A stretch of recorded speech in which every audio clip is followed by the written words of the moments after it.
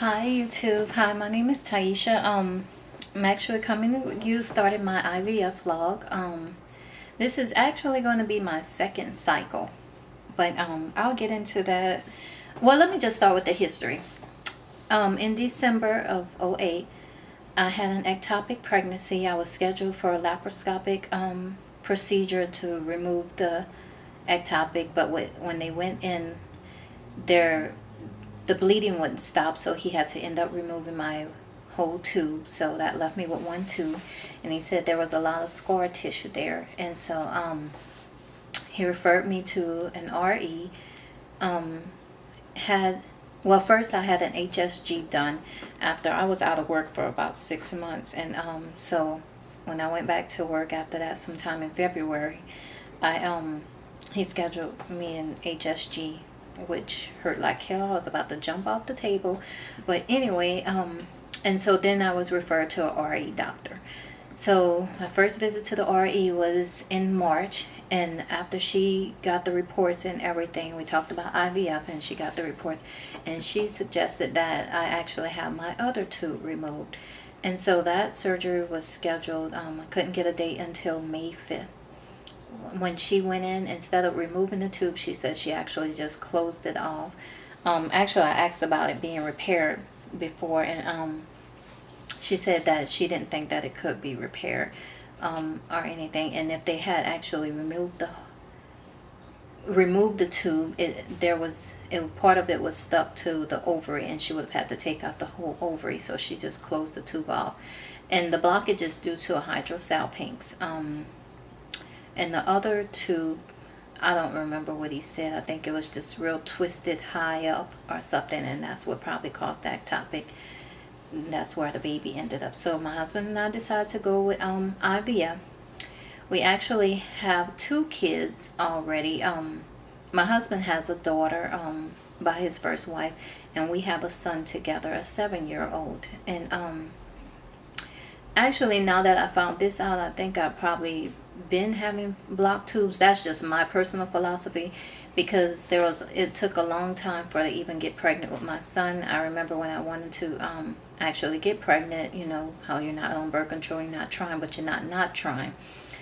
And so I was referred to a fertility doctor, and he didn't even do any workups. He was going to put me on fertility medicine, and we had a trip scheduled to the Caymans, and I had a biopsy. That's all he did, was a biopsy, and come to find out I was actually pregnant, but didn't know it then. Got back from the Cayman trip, and my husband was like, well, he's giving you fertility medicine. Well, what about me? Is he going to examine me? And I'm like, well, no, he prescribed the medicine. But what happened is that the pharmacy didn't have it. And so we went on ahead to the trip, and I was like, okay, I'll just get it. And so when we came back, my husband decided, like, no, he was like, I want a baby, but I don't want 2 or 3 babies. And so I remember just getting in the shower. I was just bawling, like, I'm never going to have a kid or whatever. And at the time, I didn't even know I was pregnant. So thank God for that miracle. We were mad basically the whole week. And I found out, I was pregnant. He had to go out of town for work. And I was like, I'm just going to buy a cheap little dollar store pregnancy test. And it was positive. I called my doctor's office. She was like, yeah, girl, you come on in. And so that was that. And so we have a beautiful 7-year-old little boy. Really a mess. And but anyway, so that was that. And so now on to this cycle. We decided show you how life turns you around. He said he didn't want 2 kids. Now he's hoping with the IVF that we actually have twins. And at first I didn't even want twins, but now I'm hopefully it's a boy and a girl. I definitely want a daughter of my own, and maybe another little son.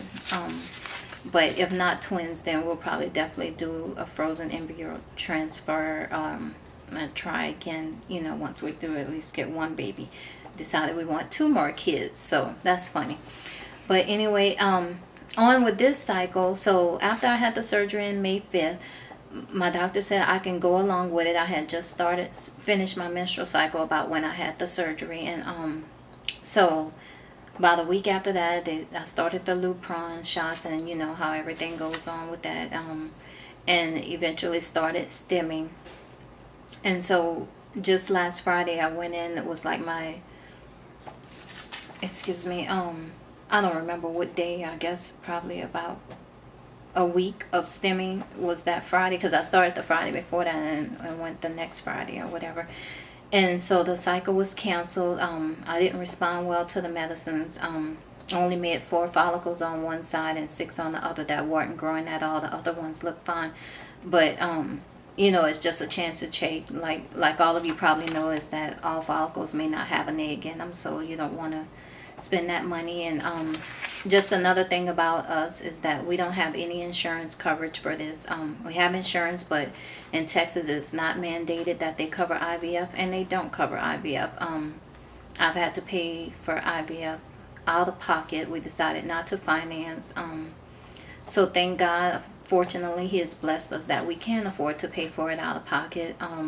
But it's a big hit to us. We just came up with a financial plan, basically to pay ourselves back within a couple of years. So we're gonna do that, and also have to pay for the medicines out of pocket. The insurance covered like the regular stuff. You all have to take doxycycline or estradiol, Medrol, all of that stuff like that. It covered that, but it didn't cover Follistim, Avidril, you know, all the expensive medicines, and Lupron or whatever at all. So of course, when the nurse told me that the cycle was canceled, and she just asked, you know, how am I paying for it? I just start bawling, because I'm like, if this doesn't work, you know, or whatever. But I'm not going to dwell on that right now. I didn't lose what we paid for the cycle. It's just that we would have to pay for more medicines. And so that means my time is almost up. So hopefully I can end this a little quickly. But I just want to say, you know, give you a little history. Come on here and say hi. Actually, I had done this video and it was not recording. So that tells you basically why I didn't get on YouTube in the first place, because I didn't know what I was doing. Like, how are they getting their videos? And in the beginning, I just wasn't into it for some reason. We decided we want to be private, and actually still is. Not even our parents know about the IVF. But you guys have been so fun and inspirational. I am addicted to watching your videos. And uplifted by everyone on here, your faith and your belief in God. We believe in God and everything, and I pray. But it is just, you know, inspiring and helpful to also see people that can help you. So I feel like I know all of you all. I've actually met someone on here. I'm sure you're all familiar with Miranda. She's actually from here in Houston with me, and come to find out, we actually go to the same RE. So I'm still praying, you know, for Miranda, and I ask that you all do, as I'm praying for you all, but especially with her OHSS. But I'm gonna go ahead and say bye for now. I may do some more videos, just to kind of just talk about me and what's going on, even though it'll be a little while before my next cycle. They told me just not to just come in whenever my next period starts. So I'll talk to you guys later. Bye.